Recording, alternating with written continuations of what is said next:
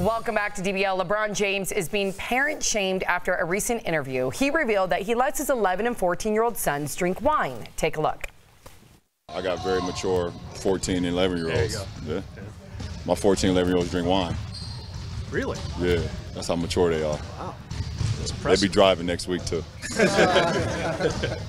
The four-time NBA MVP has posted his growing interest in wine on social media, but after he revealed he shares it with his kids, the athlete received backlash. So DBL Nation, does this make King James a bad parent? We want to hear from you. Oh boy, here we go. So Nick from Twitter says, my dad made me drink his homemade wine with dinner. I always had access to it. I don't drink today, and I own a pub. Well, Nick, you're one of those responsible kids that or mature kids that he's talking about. I think that you should do these things with your kids, at least introduce them to something. So when they get to high school or they get to college, they don't OD, they don't overdo it because they've never been exposed to anything. Yeah, I agree with that. Catherine from Twitter says, tell me it's not true. Introducing alcohol to children can put them at higher risk of future problems with alcohol, especially during times of transition, problems with self-control, esteem, feeling different or disconnected. Please. I added that. Please, just so you know.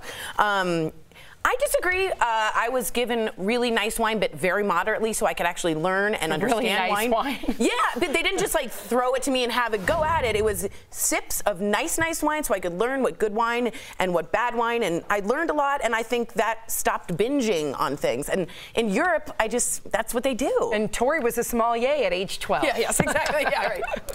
And Buffalo from Twitter says, a little young, but better to learn about alcohol safety with your parents. Damn. Yeah, that's true. Yeah. I think that it's good to learn from your parents. However, I think this is dangerous, and I'll tell you why. Because there are certain people out there that don't know if they have the gene for addiction. And when you introduce them to that, you are opening that Pandora's box. So I would say while safety and responsibility absolutely are necessary, to introduce it to someone who may later use that as a vice is dangerous. All fair points. Yeah. All great points.